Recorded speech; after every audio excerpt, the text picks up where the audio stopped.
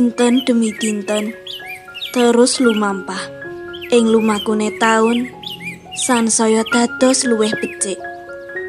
Kayata pangarepipun Tigang Lare SMA niki. Pangarep-arep tumekaning dinten becik. Sakrampunge pagebluk corona ical ing bumi pertiwi.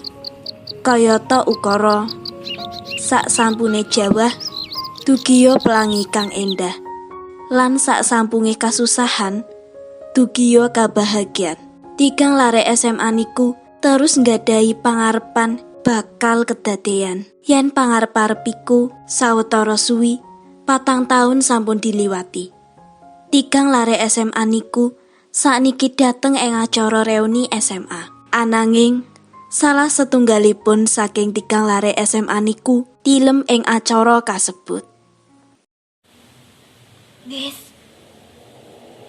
Gendis.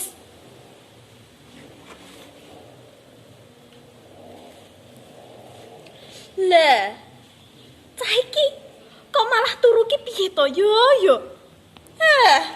Roh ngono aku ora ngajak kowe, Ndis. Ndis. Tangi.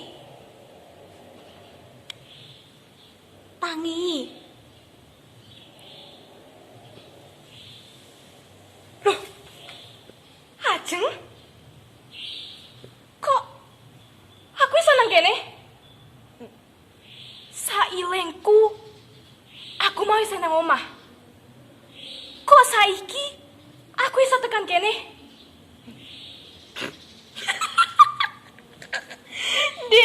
Gendis, kowe iki kepriye to? Kok malah nglindur iki piye? Tak kandhani yo. Saiki kita ing acara reuni SMA. Priye to, Ndis, kok malah lali? Loh. Iya to. Nanging lho, Jeng. Aku isih ileng banget. Yen aku, kowe, lan Wati isih nang Google Meet sakwise pelajaran basa Jawa. Ceritane iki Wati telat mlebu GM. Amarga Wati latihan. Banjur awakmu lan Wati guenen bareng. Lan aku isih ileng banget. Yen kowe ngguga aku amarga keturunan nang GM. Oh alah, paling awakmu iku impen-impenen, Ndis. Tak kandhani yo. Saiki wis taun 2020. Lan wis mestine yo aku, kowe, lan kanca-kanca seangkatan wis padha lulus. Lah nek saiki sing kok bingungi iki, kok ning kene yo. Enek apa yo? Tak kandhani. Saiki ana acara reuni SMA. Lan saiki saangkatan iki padha menehi slametan kanggo Wati amarga dene dadi atlet nasional. Ngono lho, Ndis. Loh. Ngono ya.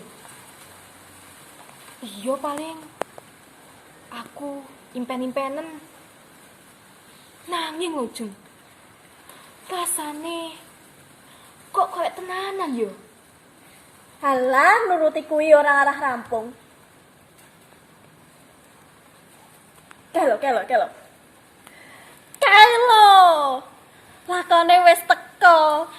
Jenenge Wati sing dadi atlet nasional. Rene lho, Wat. Gak ukur tenan cacah. Wis dadi atlet Olimpiade Paris. Ya, Wat ya. Rene lho. Apa yo iki? Aku gak lakone yo.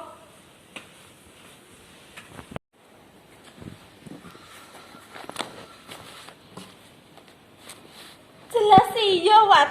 Mari ngene lho. Kowe iku dadi atlet nasional sing makili ning Olimpiade Paris. Walah, sangar tenan kowe iku. Wah, suwun lho, Jeng. Iya. Loh. Iki Gendis. Walah, piye kabare? Suwe gak tau ketemu. Iya, Ti. Kowe Wati. Gendis ki genyo jeng. Kok dhek malah linglung ngono? Iki lho Wat, jarene gendis, dhek iku bar turu, terus tangi to. Lah jarene ngasi aku, kowe, lan dekne dhewe iki GM sakwise pelajaran basa Jawa. Ceritane iku, kowe kan telat mlebu GM. Terus banjur aku lan kowe guyon. Malah sing gendis iki keturon. Ngono jarine. Walah, ngono. Berarti dhek linglung perkara kuwi ya. Iso ae. Sik. Bukane awak dhewe kudu jaga jarak. Amarga isih corona. Loh. Maskerku nandi? Loh. Iki maskernya padha nandi? Kok gak digawe? Piye to?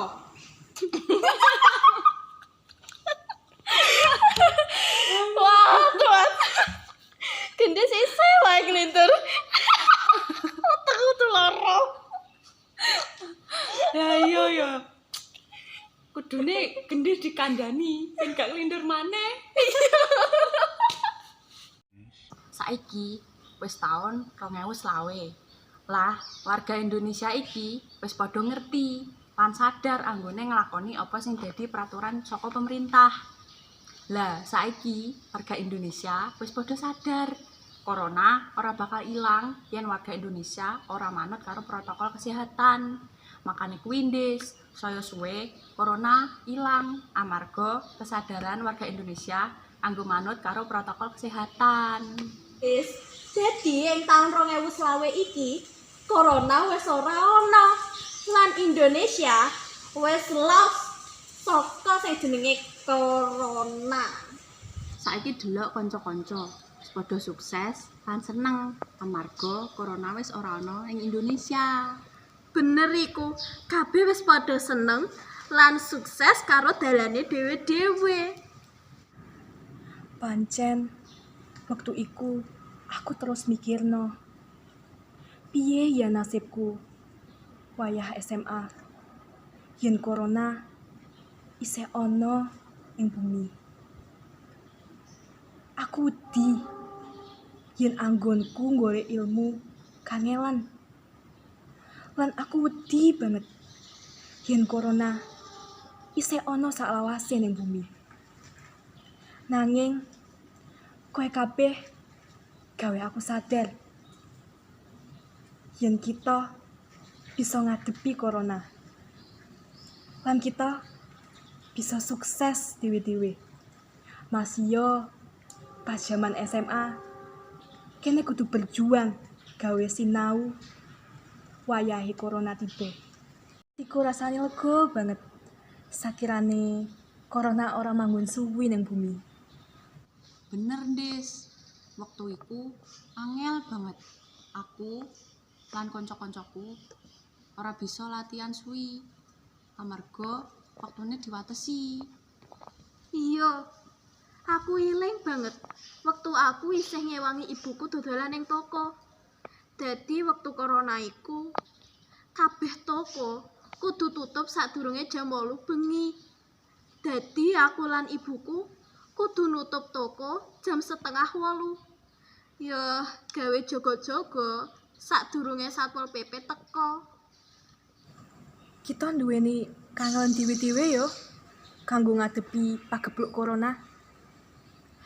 Yen dipikir-pikir, kita bisa njupuk hidayah loh saka pagebluk iki. Lah kok iso, Ndis? Sing ana acara kaya lomba bulu tangkis kuwi ora iso amarga corona iki, makane dibatalno setiap ana lomba. Masya oleh iku ya diwatesi lan ora oleh kumpul. Kudune sing kumpul iku dikei jaga jarak ben ora ngrumbel. Bener iku. Lan sing paling angel iki waktu isih buka toko ibuku.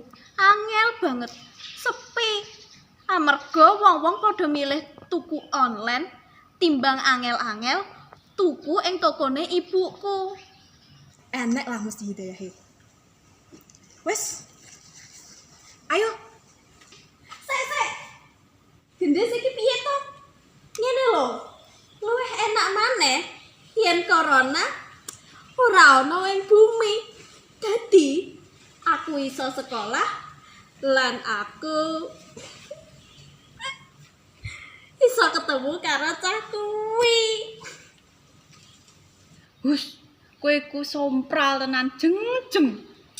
Wes, mending ayo kita kumpul bareng cah-cah liyane. Iya, ayo.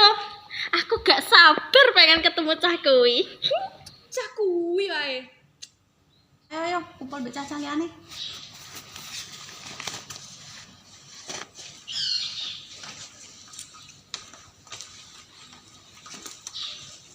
Aku ngerti iki kabeh mung ngimpi ing wayah awan. Nanging ngimpi iki gawe aku sadar yen kita isih ana pengarepan. Iso wae menawi kita manut karo protokol kesehatan. Donya iki bakal cepet mari. Iso wae kabeh wong bisa kumpul bareng maneh lan iso wae iku kabeh bisa kawujud menawi kita isih percaya yen pengarepan iku ana.